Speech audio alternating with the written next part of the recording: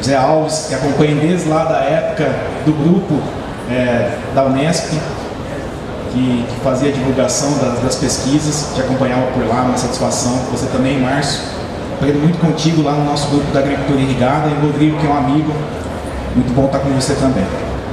Pessoal, eu imaginei que o professor José Alves faria uma apresentação completa sobre manejo de irrigação, e ele assim fez, tá? Eu fiquei pensando que eu poderia agregar na minha fala, né? Imaginei que já seria no final da manhã, todo mundo estaria com fome, e vou tentar então ser breve. E aí, pessoal, tenho quase 20 anos de área de irrigação, né? Acompanhando a irrigação, e sempre gostei da área de manejo de irrigação. Desde a primeira vez que eu tive contato lá na disciplina, fiquei impressionado com as possibilidades. E, eventualmente, tudo que foi apresentado aqui, muitas das vezes não é colocado em prática dentro da propriedade. Aí fica uma reflexão, né? Por que os produtores, por que nós não colocamos isso em prática de forma efetiva, como o Márcio está fazendo de forma brilhante lá na propriedade dele, tá? Então, comparo até com o piscinão, né? Nós estamos numa região que todo mundo, às vezes de forma até automática, já vai implantar uma nova área e já quer instalar um reservatório. E a gente veio aqui fomentar vocês para instalar o piscinão na fazenda? Não. Foi algo disruptivo, né? E aí, essa é a minha visão que eu vou colocar agora, né? Qual seria o gargalo? O que acaba limitando a que vocês não consigam ver vantagem em ter o sistema de gerenciamento do seu sistema de irrigação, né? O quando e quanto irrigar. Muito do que o professor José Alves colocou é verdade, né? Nós precisamos ter algo mais fácil hoje. Não temos mais tempo, capacidade para levantar as informações. Beleza. Mas um outro ponto que me chama a atenção é em relação ao sistema de irrigação. Então eu vou falar um pouquinho mais sobre o sistema de irrigação, quais são os gargalos que eu vejo, tá? E um pouco mais focado no gotejamento, na irrigação localizada, que é o que muitas das vezes o pessoal utiliza, né? E aí eu começo lá de trás, aí eu vou fazer aqui uma retrospectiva bem rápida, viu, André? Desde a primeira Feira de Café que eu participei e como estudante, né? Nós tínhamos essa divisão de área irrigada, tá? Sudeste predominando aí 220 mil hectares irrigados, e do total de área cultivada nós tínhamos acima de 10% da área total era irrigada, tá? E aí se a gente pegar o que o André mostrava na época, né? Esse era o slide. 2,3 milhões, 230 mil hectares, 10% da área total, representava na época 21% da produção, então um incremento em produtividade muito elevado, e nessa região e algumas regiões próximas o incremento da irrigação foi bem rápido, e saltamos, segundo o André, 95, 96, 5, 6 mil hectares para mais de 262 mil hectares no ano de 2006, tá? Pegando a nível de sistema de irrigação, quais eram os sistemas mais utilizados naquela época? Então foi feito um levantamento aqui nessa região, Triângulo Mineiro e Alto Paranaíba, e está aí o resultado. 55% da área irrigada utilizava tripa, tá? 30% já utilizava gotejamento, 6,3% pivô central, principalmente o LEPA, e a aspersão convencional ainda era um sistema bastante utilizado, pequenas áreas, trabalhando com a irrigação em malha, né, que foi difundido na época, tá? Então, se nós pegarmos a nível de eficiência de aplicação, naquela época nós já utilizávamos um sistema de baixíssima eficiência, a irrigação por tripa, mas que era compensada pela lâmina elevada que nós aplicávamos, né, vocês aplicavam na lavoura, né? E aí o convencimento para o gotejamento foi bem rápido, porque era visível uma economia de água, tá? E essa é uma tecnologia que com certeza pode entregar uma melhor eficiência de aplicação, mas nem sempre é assim, e é o que eu vou comentar com vocês mais à frente, tá? Um dos trabalhos que ajudou a fomentar essa decisão, né, de qual seria o melhor sistema de irrigação foi esse, foi desenvolvido pela Universidade de Uberaba, pela Uniub, né? Então aqui o resultado último que eu tive acesso, a média de 7 safras, e aí nós temos as diferenças. Vejam o quanto é impactante isso para Uberaba, dependendo da região, o déficit pode ser até maior do que isso, né?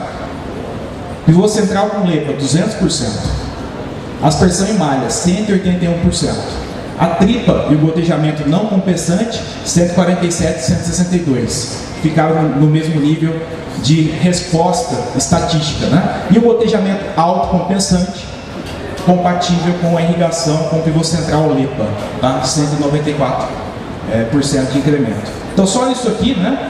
E ainda mais nas primeiras safras, é muito fácil convencer, na época era muito fácil convencer o irrigante, um produtor de café a adotar o sistema de irrigação. E hoje ainda é bem mais fácil, né? Quando a gente pega na evolução, né, teve uma apresentação na Feira do Café que o professor Everardo Mantovani trouxe essa informação, tá? Então foi uns 2 anos depois, no ano de 2010. Nessa época já tivemos uma mudança, e aqui já não é só o Triângulo Mineiro e Alto Paranaíba, já leva em consideração também outras regiões cafeeiras da época. 36% com tripa, um pouco menos, 17% com aspersão convencional, 15% com gotejamento, 14% e 17% com pivô central convencional e LEPA, tá? Então a irrigação por gotejamento a nível Brasil ainda era pequena, tá? Uma informação também que acaba justificando a adoção de alguma ferramenta de gerenciamento de irrigação é o tamanho da propriedade e, eventualmente, o nível de tecnificação, o nível de gestão empresarial que o professor José Alves até comentou, né? Então, na época, os pivôs centrais já tinham um nível de implementação tecnológica e, a nível percentual, né, grande parte desses equipamentos estavam instalados nessas propriedades, tá? Mas o gotejamento, ele existia e ainda existe, predomina a instalação em áreas médias e até pequenas áreas, tá? Então, se a gente pegar uma avaliação do que foi convertido, né? A tripa, grande parte ali que era pequeno produtor, foi instalada em irrigação localizada e eventualmente o gotejamento, tá? Bom, então aqui um resumo que eu acabei de mostrar para vocês a nível de região, né? E a situação, o último dado que nós temos, que é o de 2021, que foi compilado pelo Atlas da Irrigação. Então, Sudeste passando para 351 mil hectares, a região Nordeste aumentando para 45 mil, quase 46 mil hectares, a região Sul diminuindo a área irrigada, tínhamos algumas áreas no Paraná e diminuiu bastante por lá, e um incremento muito grande na região Norte, tem algumas pessoas participando, que vieram lá do Rondônia, estiveram lá em Monte Carmelo visitando na segunda-feira, né? E essa região é uma região que está crescendo muito a irrigação do café robusta, tá? Como que seria isso hoje, então, pessoal? Estou pegando dados de 2020, de área cultivada, próximo de 2 milhões de hectares, e área total irrigada 450 mil, o André já atualizou que para 2024 ultrapassamos 600 mil, né? Mas nessa época, então, tínhamos um incremento de mais de 13% de área irrigada, né, a nível percentual comparado com 2006, que seria o último dado oficial do Censo Agropecuário, tá? Bom, a nível de estado, né, quais são os principais estados que têm irrigação desse total que eu mostrei? Vocês já devem ter visto esse dado. O estado do Espírito Santo é o principal, mais de 200 mil hectares, ali cortou, mas são mais de 200 mil hectares. Minas Gerais, 134 mil. Está lá Rondônia com mais de 43 mil hectares e Bahia com 45 mil. Tá? E um dado novo, né, que eventualmente vocês não tiveram acesso ainda, seria o Atlas da Irrigação. Então você consegue ir a fundo, município a município, identificar qual seria essa área irrigada. Tá? Então o que é mais escuro, mais próximo aí do azul e do verde, são os municípios que têm mais área irrigada. Então, olhando a nossa região aqui, Araguari, Monte Carmelo, Patrocínio, são os 3 principais municípios irrigantes, predominando, como é sabido, café arábica, e olhando lá no Espírito Santo, né, nós temos alguns municípios que predominam a irrigação com o café robusta. Tá? Coloquei Rondônia aqui também para chamar a atenção. Existem municípios com um total de área irrigada bem grande, acima de 5 mil hectares. Tá? Um videozinho aqui, não sei se vai tocar. Sim, no metadados, filmei a tela rapidinho. Se você clicar no município, dá para você ter essa informação, né? O valor exato até 2021, tá? Então, Monte Carmelo é próximo a 17 mil hectares, Patrocínio próximo a 14 mil, Araguari próximo a 13.500. Indo lá no Espírito Santo, selecionei algumas cidades. A principal, se eu não me engano, é a segunda no ranking nacional, Rio Bananal, acima de 15 mil hectares, Vila Valério acima de 14 mil, Jaguaré acima de 13 mil, e Linhares acima de 12 mil, quase 3 mil hectares. Bom, eu mostrei isso para vocês, né? Fiz questão de mostrar os municípios e contextualizar a questão do Arábica e do Conilon, do Robusta, porque temos diferenças dos sistemas que são adotados nessas regiões. Então esse é um dado que eventualmente não foi divulgado ainda para vocês. Acessando o Censo Agropecuário 2017, como que seria essa divisão? Tá? Então nós temos mais de 50% do nosso café irrigado com gotejamento e os microjets, que seria a microaspersão, classificados como irrigação localizada, até o que predomina muitas das vezes aqui nessa região que nós estamos inseridos, Triângulo Mineiro e Alto Paranaíba, um percentual ainda grande com aspersão, em torno de 28%, tá? E o pivô central representando 17%. Nesse levantamento da aspersão ainda está incluso o percentual de tripa, e nesse levantamento foi classificado como tripa. Dentre esses sistemas que predominam hoje, né, a irrigação localizada acaba sendo o principal, né? E se a gente pegar a irrigação por gotejamento, é possível encontrar uniformidades bem elevadas. Na irrigação por microjet também, mas é possível, é necessário fazer uma avaliação lá no campo. A nível percentual, comparando as duas janelas, né, a informação que eu mostrei para vocês aí de forma mais sintetizada. Como nós podemos fazer um manejo da irrigação olhando para o sistema de irrigação? Nós precisamos irrigar, né, levando em consideração a necessidade de desenvolvimento econômico e social nas regiões que têm algum nível de restrição hídrica, e precisamos avaliar, né, qual seria a resposta do cafeeiro a uma certa eficiência de irrigação, né? E de forma bem sucinta, isso vai depender do manejo que você vai adotar, qual o volume que você vai aplicar e qual seria o tempo, né, que você definiu, né, com base no monitoramento via solo, via atmosfera ou via planta, juntando as três informações talvez, né, e depende da eficiência de aplicação, tá? Essa eficiência de aplicação, pessoal, ela vai ser função, né, do tempo que você vai aplicar, que está relacionado à vazão do emissor e também à uniformidade de distribuição de água. Então, quando você faz a definição, quando você determina qual o volume a ser aplicado, dependendo de qual é o arranjo que você tem lá no campo montado, de vazão de gotejador ou vazão de microjet, espaçamento entre eles, você pode ter uma mudança da eficiência de aplicação. Então esse é um ponto que vale a pena vocês levar em consideração, tá? Então, indo um pouquinho mais a fundo, o que seria eficiência de aplicação e eficiência de irrigação? Seria um termo, né, utilizado para identificar quais seriam os indicadores que você pode implementar lá no seu sistema de gestão da irrigação e vão expressar qual seria a proporção do volume total de água que efetivamente contribuiu com o seu objetivo, que muitas das vezes é atender às necessidades hídricas da lavoura, né? Por exemplo, atender a evapotranspiração da cultura, tá? E muitas das vezes nós levamos em consideração somente a uniformidade de distribuição de água, o CUC, o CUD ou o S, que é mais comum na irrigação localizada. Mas também precisamos conhecer qual seria a eficiência de captação, condução, no armazenamento de água e também como se dá a absorção de água pelo sistema reticular, que acaba sendo influenciado, como eu disse, na lâmina de irrigação, tá?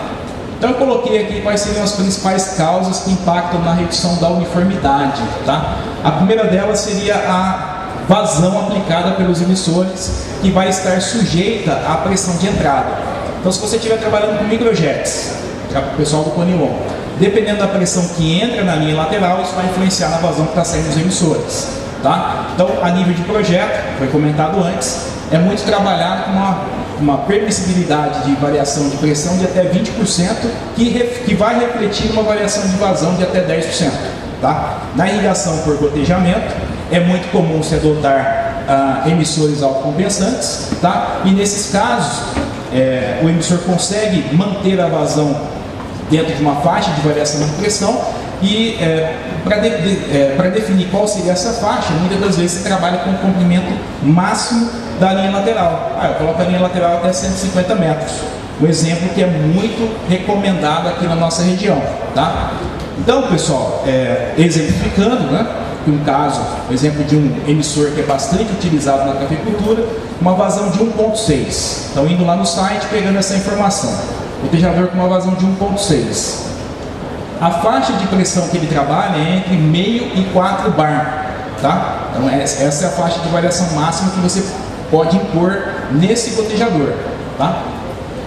Por exemplo, se você comprar um emissor com uma espessura de parede de 0,9, tá?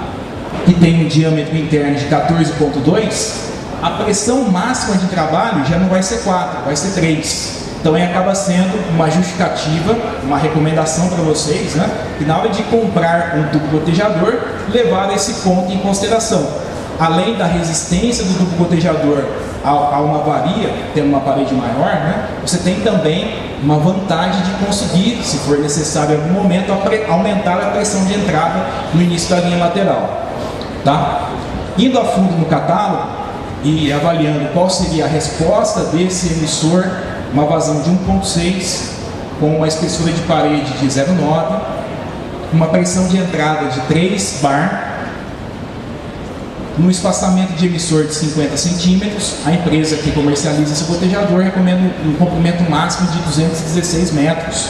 Tá? E eu coloquei ali atrás para vocês os 150. Então no catálogo está 216. E no campo, quem está lá acompanhando, e até os recomendantes que estão fazendo os projetos, imagino, não estão colocando um comprimento máximo acima de 150 metros. Então vamos avaliar juntos aqui o porquê disso. Tá? Então eu tenho aqui uma recomendação para vocês. O problema é que essa tabela ela está considerando que lá no final do tubo gotejador a pressão é de meio bar. E muitas das vezes quando você dimensiona ou tem um sistema a ser manejado com essa pressão lá no final, qualquer variação que você tiver de vazão dos emissores, que, por exemplo, um risco de obstrução, né, uma sujidade ali no tubo gotejador aumenta a vazão, muitas das vezes acontece isso, acho que vocês sabem disso, né? Vai diminuir a pressão lá no final, e aí não vai estar no meio mais, e aí o gotejador já não vai manter a sua uniformidade. Então é muito comum, né? Eu não sei se é consenso de todos os projetistas aqui, trabalhar no final do tubo gotejador com uma pressão acima do que está no catálogo. E no caso aqui é bem comum na nossa região trabalhar com um bar, tá? Eu fiz aqui alguns exemplos para chamar a atenção de vocês do porquê os 150 metros. Então, aqui envolve alguns cálculos de hidráulica, mas já está tudo calculado aqui e é mais para chamar a atenção. Se você tiver uma linha lateral lá na sua área de café, irrigado por gotejamento, com esse modelo de gotejador que eu coloquei, uma vazão de 1,6, espaçamento a cada 50 e numa espessura de parede de 0,9, se você colocar no início da linha lateral uma pressão de 3 bar, e desejar que lá no final tenha 1 bar, o comprimento máximo é de 200 metros, não é 216, tá? Porque não vai chegar a meio, quero que chegue um pouco mais. Agora, se eu fizer o contrário, se eu trabalhar com uma pressão de entrada menor, de 2,5, se eu quiser que chegue lá no final o 1 bar, o comprimento máximo só pode ser 180. E à medida que eu tenho pressões de entrada no chicote, né, no início da linha lateral menor, o meu comprimento vai reduzindo, ok? E essas oscilações de 3 para 2 lá no campo é fácil de acontecer. Um dos motivos é o aumento de vazão, e é o próximo tópico que eu vou citar com vocês. Uma outra situação é a seguinte: catálogo, muitas das vezes, quando você pega lá a recomendação, é para uma linha lateral em nível, e lá no campo a lavoura do café não vai estar em nível, ela pode ter uma certa oscilação, tá? Pode ser que seja em nível, mas em algum ponto pode estar morro acima. E você tem que projetar pensando nessas situações. Então eu coloquei aqui uma simulação de uma linha lateral em aclive 1,5%. Então entrando com 3 bar, desejando que no final tenha 1, é 187 metros, já não é 200. Se você quiser 2,5 na entrada e no final 165, e veja aqui, se entrar 2 bar e eu quiser 1 no final, o meu comprimento não pode ser acima de 140, fica lá perto dos 150 que eu coloquei para vocês. Fechou? Entenderam isso? Então guardem essa informação, né? Muitas das vezes você, quando você então estiver avaliando o sistema, avalie qual é a pressão que está entrando, tá? Se não tiver com uma pressão adequada, lá no final não vai chegar de todo jeito.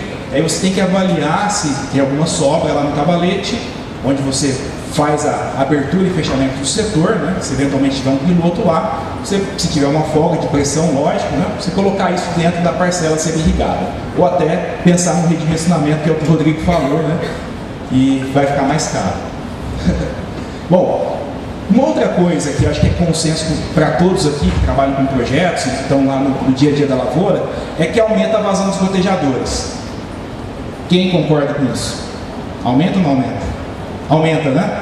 Então, ao longo do uso, a vazão ela tende a aumentar. Então, eu coloquei aqui o limite que o fabricante pode te entregar de vazão a maior, que segundo a BNT é 7% só. Então, aquele gotejador de 1,6, se ele tiver uma vazão 7% acima, é 1,76. Então, aqueles comprimentos com as pressões de entrada de 3, 2,5 e 2, eles diminuem. Então, pegando lá o crítico, né? Em aclive, na entrada de 2, já não é 140, é 136. Ok? E se eu fosse um pouco mais... aqui eu fui bem generoso, né? Se eu colocasse uma vazão maior, um percentual maior, o impacto ia ser grande. Seguindo nessa questão do coeficiente de variação de fabricação, e esse tópico também é bem interessante, pessoal, você compra lá o gotejador com uma vazão de 1,6. A empresa pode te entregar um gotejador com uma vazão menor ou maior, tá? Qual que é o limite? 7%, para cima ou para baixo. Então você comprou aquele modelo lá, é 1,6. Pode ser que quando você vai medir lá no campo, nunca vai dar 1,6, vai dar 1,9 até 1,71. Eles podem te entregar dessa forma, tudo bem? E aí, se você não fizer uma avaliação lá no campo e ter a média do seu setor, né, talvez pelo hidrômetro dá para você ter uma informação boa sobre isso, né, você não vai estar irrigando de forma correta. A sua aferição vai estar ok, tá? Em relação à uniformidade, né, dentre os avanços que eu mostrei para vocês, saímos lá de sistemas que tinham 50% a 70% e estamos hoje adotando sistemas, os principais, o pico central e o gotejamento e os microjetes, acima de 80%, podendo chegar até 95% de uniformidade, tá? E isso vai auxiliar bastante na redução do volume de água a ser aplicado. Mas essa informação não é que está lá no projeto, você tem que fazer esse levantamento lá no campo. O professor José Alves comentou da aferição, fazer o levantamento lá com uma certa frequência, tá? Então, pensando, o ideal seria estar com essa uniformidade acima de 90%, né? Então, por que nunca vai ser 100%? Porque nós temos uma oscilação de 7%, que é o permitido que eu comentei, né?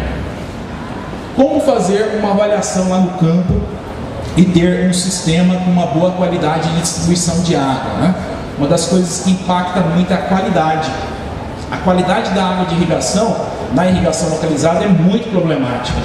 Então, dependendo de como for, né, a logística de retirada de água da fonte hídrica até chegar no gotejador, você pode ter uma melhoria na qualidade da água ou, dependendo de como tiver o sistema, piorar a qualidade da água que vai sair lá no emissor, tá? Então, um padrão bem interessante que tem sido utilizado na irrigação por gotejamento é esse: a captação da fonte hídrica, colocar essa água num tanque de decantação, né? Eventualmente até instalar um aerador, uma cascata, por exemplo, ter uma filtragem de areia com filtro de segurança, que vai melhorar bastante a qualidade da água. A filtragem de areia ela tem uma função de retirada de materiais orgânicos e inorgânicos dentro de uma certa faixa de tamanho. E lá no campo, os emissores, né, dependendo da pressão de trabalho que você tiver, se tiver com uma pressão boa, uma pressão dentro daquela faixa, você tem uma boa limpeza, você tem uma maior facilidade para a retirada dos materiais que estão dentro do gotejador. Se a pressão estiver baixa, piora. Se você tiver que fazer uma limpeza por arrasto, por exemplo, não vai ser efetivo, né? E aí eu trago o resultado de um trabalho lá de trás, e aí aquilo que eu estava falando para vocês da reflexão, né? A gente comunica algumas coisas e eventualmente não está chegando lá na ponta, né? Há mais de 10 anos atrás, FENICAFÉ 2010, nós apresentamos esse resultado. Mais de 30 fazendas monitoradas lá em Monte Carmelo, e aí nós fizemos uma análise estatística, separamos dessas fazendas o que era gotejador autocompensante, o que era não compensante, o que tinha uma vazão mais baixa, que é 1,6, e o que tinha uma vazão mais alta, o 2,3. E separamos as fazendas que tinham um alto teor de ferro, lá é bem problemático, olha aqui, essa foto é da época. acima de 3 ppm.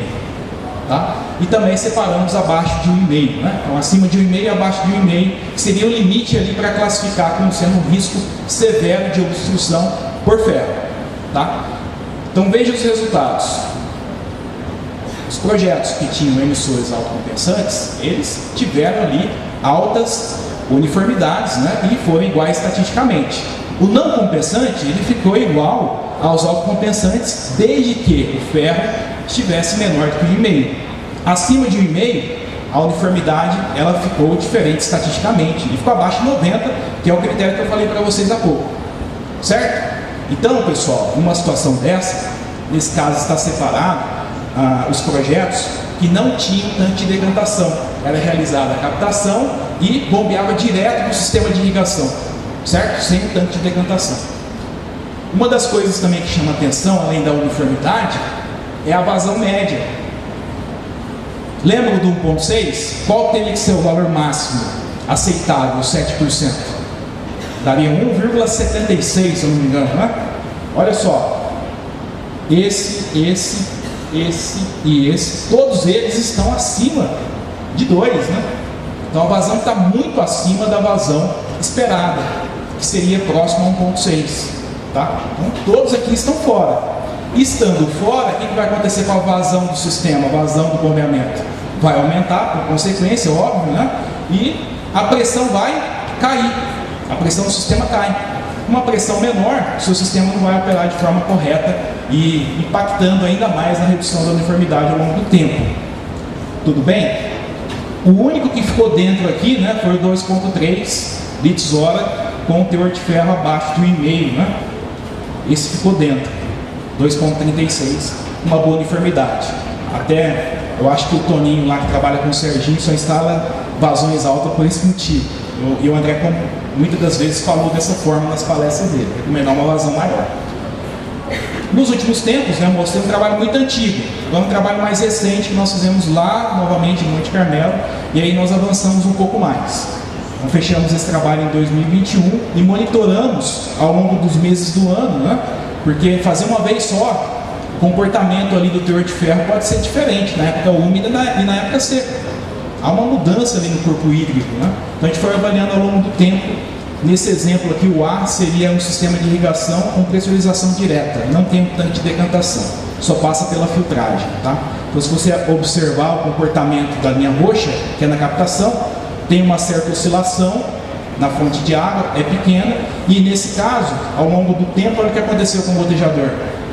A concentração de ferro lá no gotejador, no último gotejador, ela só foi aumentando, ok? Então, um problema sério, um problema bem sério. Então, a concentração do elemento ferro é maior do que no corpo hídrico, isso assusta, então a filtragem não estava efetiva, e nesse caso, o sistema de irrigação estava com várias obstruções, tá? A gente tentou fazer um outro trabalho na sequência e nem deu porque o produtor quis substituir tudo. Esses que estavam entupidos, a gente estava pensando em fazer um experimento para desentupir com ar comprimido. A gente não conseguiu avançar porque o produtor substituiu. Um segundo caso, que seria um sistema de irrigação com pressurização em 2 estágios, tá? Bombeamento em 2 estágios. Então tem um reservatório no meio do caminho, captação, a água cai no reservatório, tem a decantação, depois tem um segundo bombeamento que faz a pressurização. Então são 3 linhas, a linha da captação, concentração lá no rio, lá no córrego, a linha que representa a concentração no reservatório e a linha que representa a concentração no gotejador. Então se você olhar ao longo do tempo, a concentração no reservatório e no gotejador, ela ficou quase todos os meses abaixo, tá? Mostrando a efetividade do tanque de decantação. Não só na água coletada ali no reservatório, mas também a que estava chegando lá no emissor, tá? Tem vantagens, então, de adotar um sistema de tanque de decantação e aerador? Com certeza, tá? Então, a concentração estava menor no reservatório em comparação ao curso d'água, né? E tem uma tendência do reservatório contribuir, né, para a redução do elemento ferro. Fato, né? Todo mundo faz isso. A gente já sabia disso, né? Agora, o terceiro aqui, que é o mais interessante. Muitas das vezes as propriedades estão instalando o segundo reservatório, o segundo piscinão na fazenda, para reservar água e estocar ali para 30 dias da florada, né? pensando na viabilidade de ter mais água estocada no período que tem conflito. E tendo esse segundo reservatório, o ganho na qualidade da água é tremendo, foi tremendo nessa fazenda que nós acompanhamos, né? Veja a concentração que estava no Ribeirão, chegou a 3,5 ppm, quase 4 ppm, e lá no reservatório 1 e reservatório 2, e também no gotejador, né? As concentrações baixíssimas, mostrando a efetividade de vocês investirem também, né? Mais ainda, né? Em um sistema de decantação e aeração, tá? Então, o sistema de pressurização em 3 estágios, né, apresenta melhor eficiência na preservação do sistema, uma vez que apresenta menor teor de ferro coletado lá no emissor e, consequentemente, a uniformidade vai ficar maior. Aqui eu fecho a minha contribuição com vocês. Se tiverem alguma dúvida, estou à disposição.